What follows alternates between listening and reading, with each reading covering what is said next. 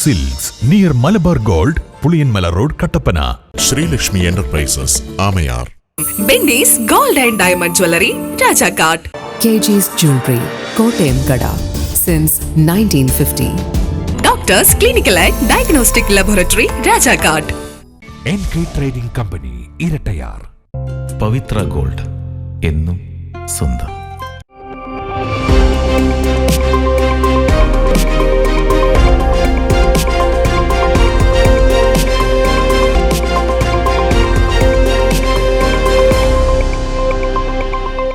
നമസ്കാരം. City vision വാർത്തകളിലേക്ക് സ്വാഗതം. പ്രധാന വാർത്തകൾ.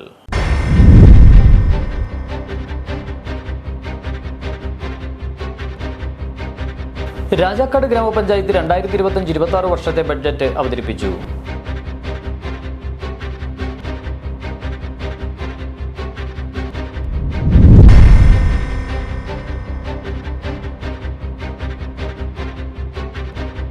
മുല്ലപ്പെരിയാർ വിഷയത്തിൽ കേന്ദ്ര സർക്കാർ കാര്യക്ഷമമായി ഇടപെടണമെന്ന് ഡീൻ കുര്യാക്കോസ് MP.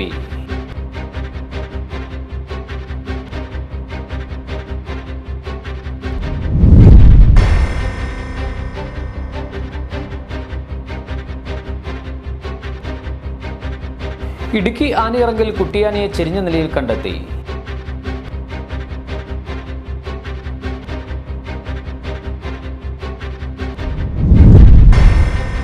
വിശദമായ വാർത്തകളിലേക്ക്. രാജാക്കാട് ഗ്രാമപഞ്ചായത്ത് 2025-26 വർഷത്തെ ബഡ്ജറ്റ് അവതരിപ്പിച്ചു. ടൂറിസത്തിനും മാലിന്യ സംസ്കരണത്തിനും അടിസ്ഥാന വികസനത്തിലും ഊന്നൽ നൽകുന്ന ബഡ്ജറ്റാണ് വൈസ് പ്രസിഡന്റ് ദിവ പ്രകാശ് അവതരിപ്പിച്ചത്.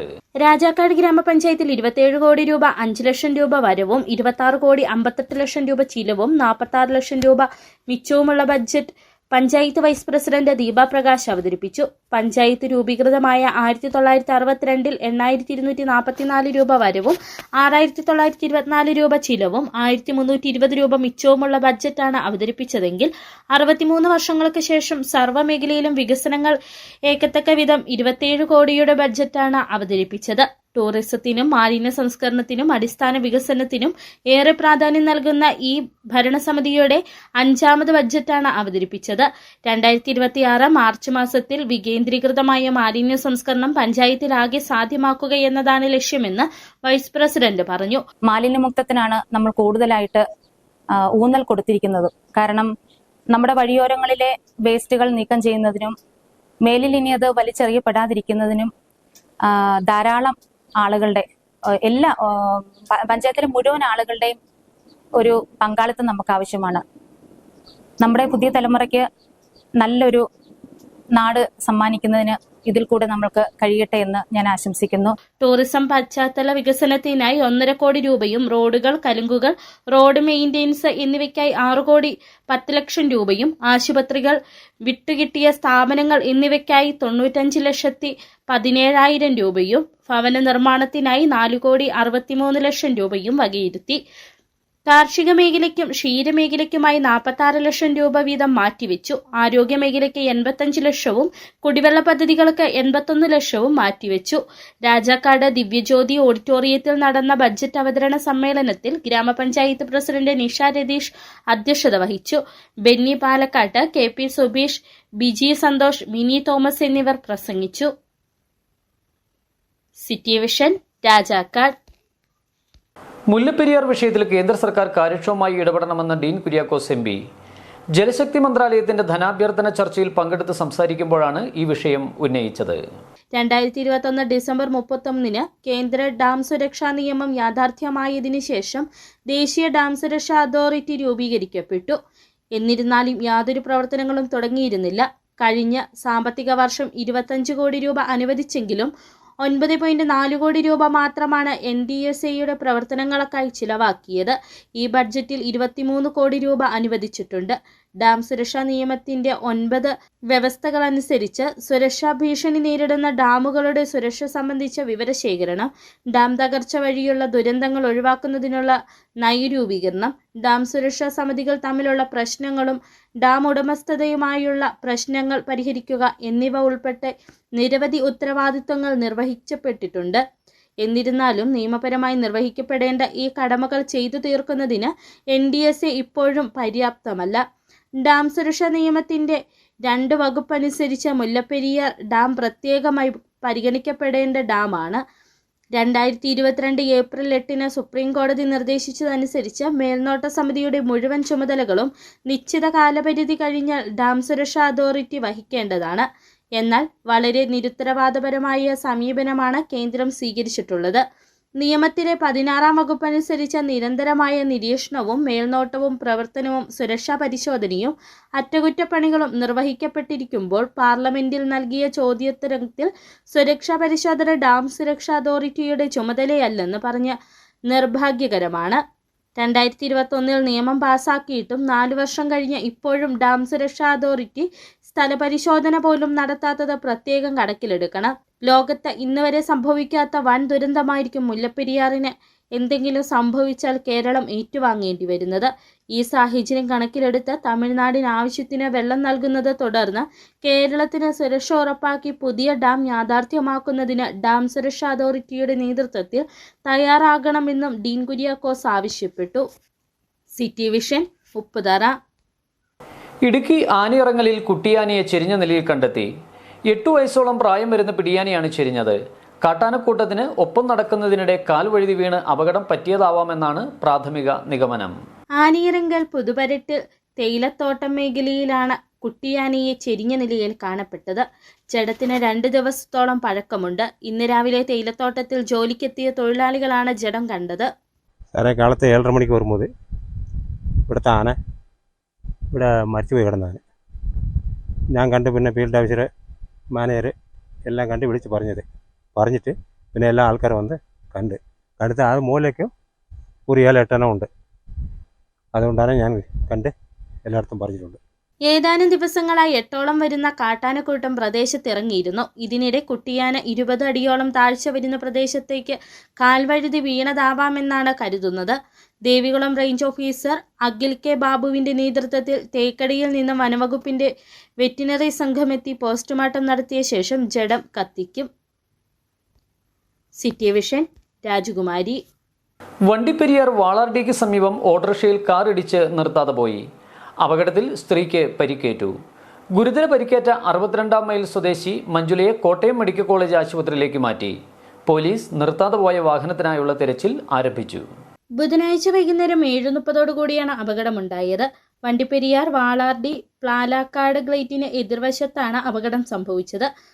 വണ്ടിപ്പെരിയാറിൽ നിന്നും 62-ാം മൈലിലേക്ക് വരികയായിരുന്ന ഓട്ടോറിക്ഷയിൽ വാളാർഡി ഭാഗത്തേക്ക് പോകുകയായിരുന്ന ആൾട്ടോ കാർ ഇടിച്ചാണ് അപകടമുണ്ടായത്.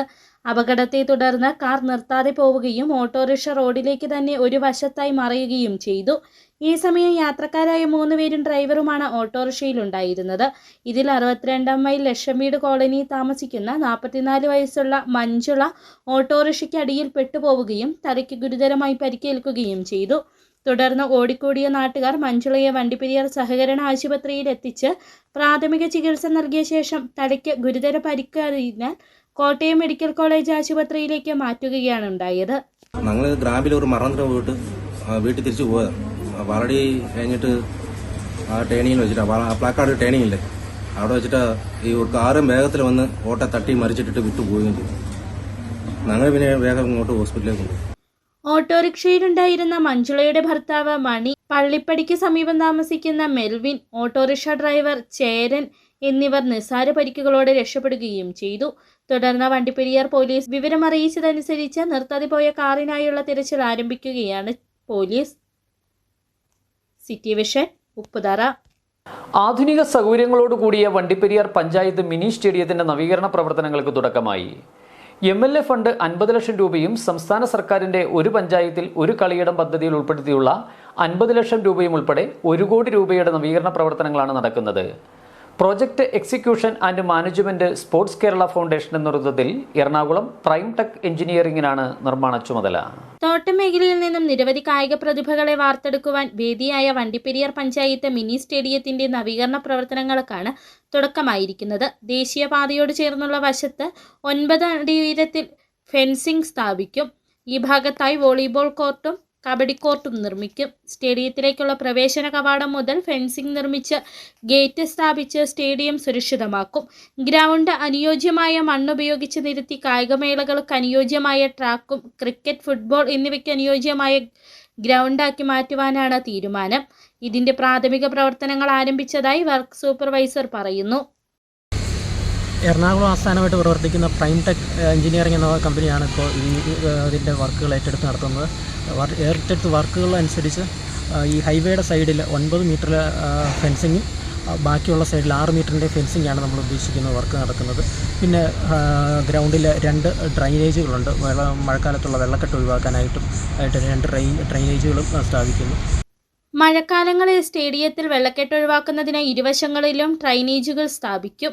ശബരിമല മണ്ഡലകാലത്തെ വാഹന പാർക്കിംഗ് മാത്രമായിരിക്കും സ്റ്റേഡിയത്തിലേക്കുള്ള വാഹന പ്രവേശനാനുമതി.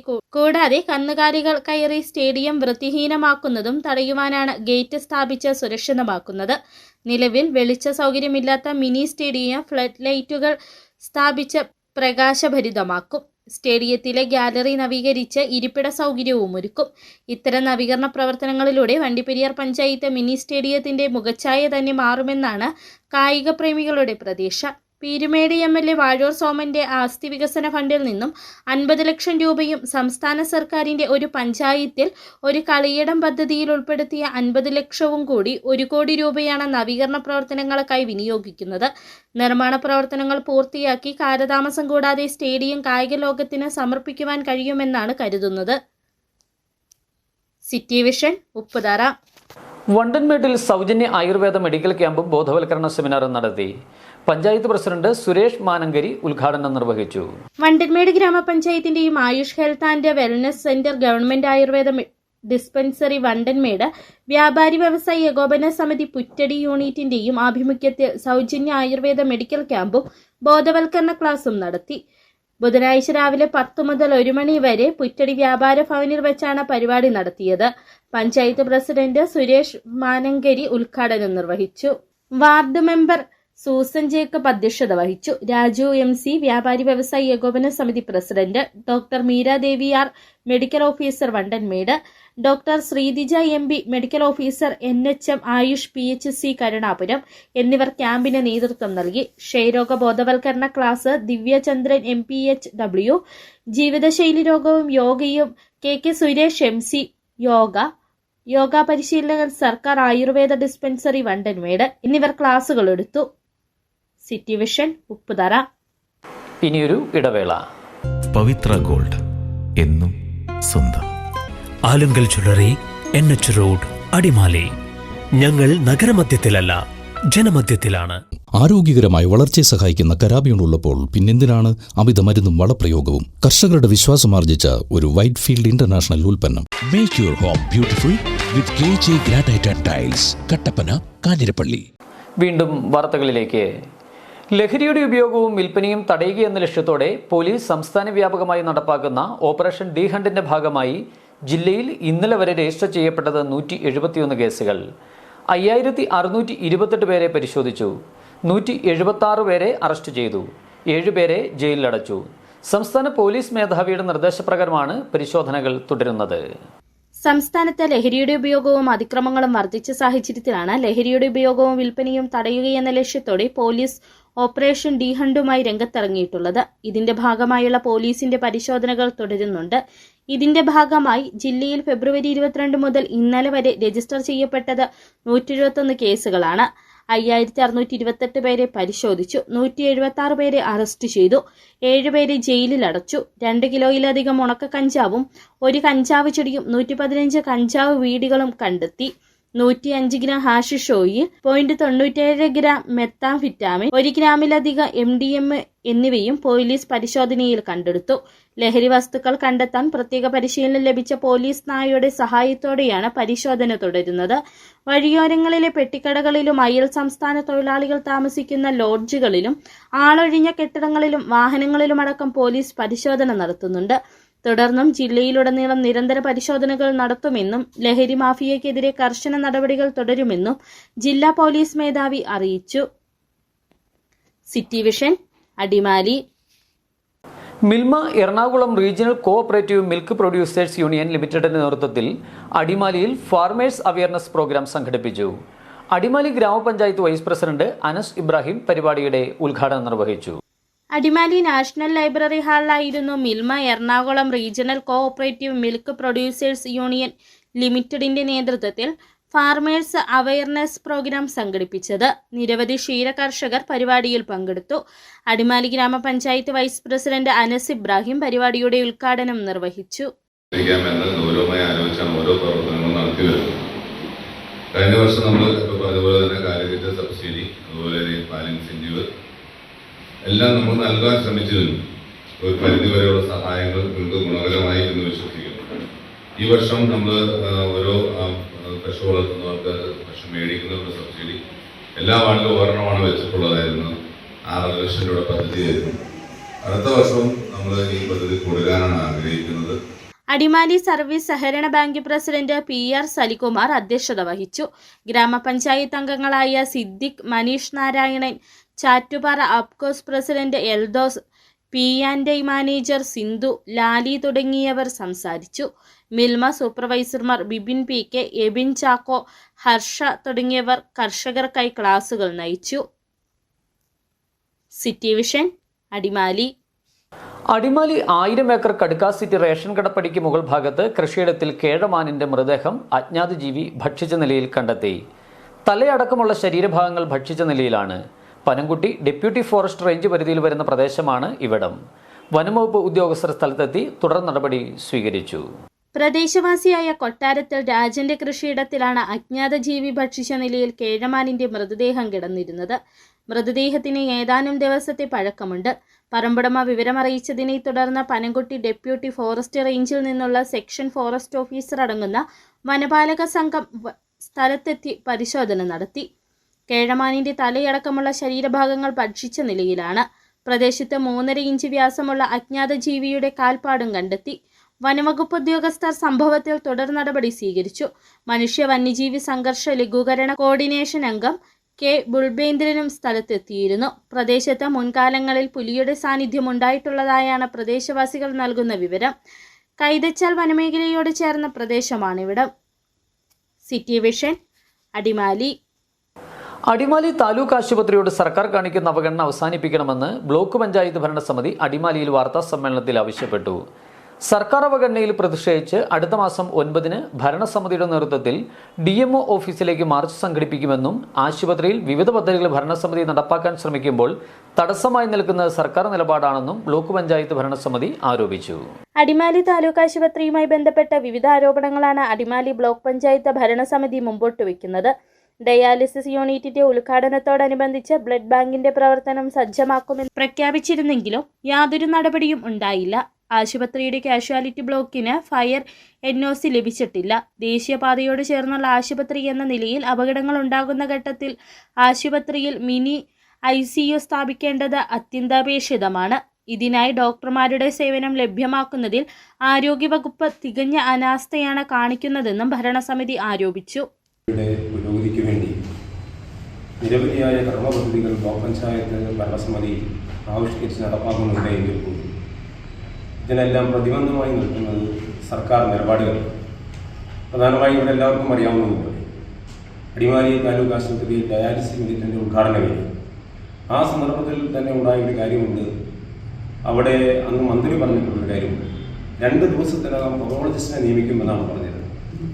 പക്ഷേ പതോളജിസ്റ്റ് ഇതുവരെ വന്നിട്ടില്ല. അടിസ്ഥാനപരമായ എല്ലാ സൗകര്യങ്ങളും ബ്ലോക്ക് പഞ്ചായത്തുമായി ബന്ധപ്പെട്ട് അവിടെ ഉണ്ടെങ്കിൽ പോലും അത്തരം നടപടിയിലേക്ക് കടന്നിട്ടില്ല. ഡയാലിസിസ് യൂണിറ്റിൻ്റെ ഉദ്ഘാടന വേളയിൽ തന്നെ ആണ് അതുമായി ബന്ധപ്പെട്ട് ചില തർക്കങ്ങൾ പോലും ഇവിടെ ഉണ്ടായി. എന്ത് ഫയർ സേഫ്റ്റിയുടെ അനുമതി സംബന്ധിച്ച് ആശുപത്രിയിലെ അടിസ്ഥാന സൗകര്യക്കുറവ് മൂലം ദേവികുളം, ഉടുമ്പൻചോല, ഇടുക്കി താലൂക്കുകളിലെ രോഗികൾ പ്രയാസം അനുഭവിക്കുന്ന സ്ഥിതിയുണ്ട്. മാമോഗ്രാം പദ്ധതിക്ക് വേണ്ടിയുള്ള യന്ത്രസാമഗ്രികൾ ആശുപത്രിയുടെ പുതിയ കെട്ടിടത്തിൽ സജ്ജമാക്കിയെങ്കിലും തുടർ നടപടികൾ ഉണ്ടാകാത്തതുമൂലം പ്രവർത്തനം തുടങ്ങുവാൻ സാധിച്ചിട്ടില്ല. ആശുപത്രിയിൽ സർജനും ഫിസിഷ്യന്മാരുമുണ്ടെങ്കിലും ഒരു കാർഡിയോളജിസ്റ്റിന്റെ സേവനം ലഭ്യമാക്കണമെന്നാവശ്യപ്പെട്ട് നിവേദനങ്ങൾ നൽകിയിട്ടും നടപടിയില്ല. സർക്കാരിന്റെ ഇത്തരം അവഗണനകൾക്കെതിരെ അടുത്ത മാസം 9 ഭരണസമിതിയുടെ നേതൃത്വത്തിൽ DMO ഓഫീസിലേക്ക് മാർച്ച് സംഘടിപ്പിക്കുമെന്നും block panchayat president Soman Chellappan, George Thomas, CK Prasad, Shandy baby, Biju Rajesh എന്നിവർ വാർത്താസമ്മേളനത്തിൽ അറിയിച്ചു. City vision, Adimali. പ്രധാന വാർത്തകൾ ഒരിക്കൽ കൂടി.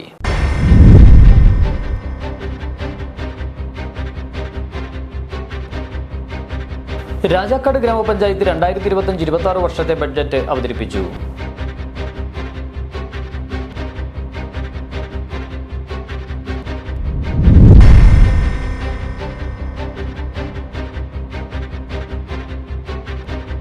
മുല്ലപ്പെരിയാർ വിഷയത്തിൽ കേന്ദ്ര സർക്കാർ കാര്യക്ഷമമായി ഇടപെടണമെന്ന് ഡീൻ കുര്യാക്കോസ് MP.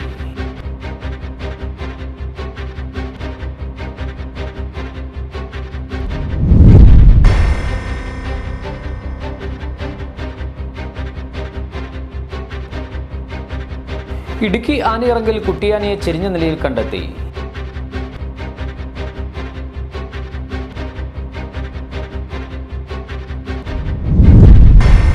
ഇതോടെ വാർത്തകൾ സമാപിക്കുന്നു. നമസ്കാരം. Seema silks near Malabar gold, Puliyanmala road, Kattappana. Benny's gold and diamond jewellery, Rajakkad. നിർമ്മാതാക്കൾ Sreelakshmi enterprises, Amayar. KG's Jewelry, Kottayam കട, സിൻസ് 1950. കരുത്തു പകരുന്നു തലമുറകളോളം. NK trading company, Irattayar.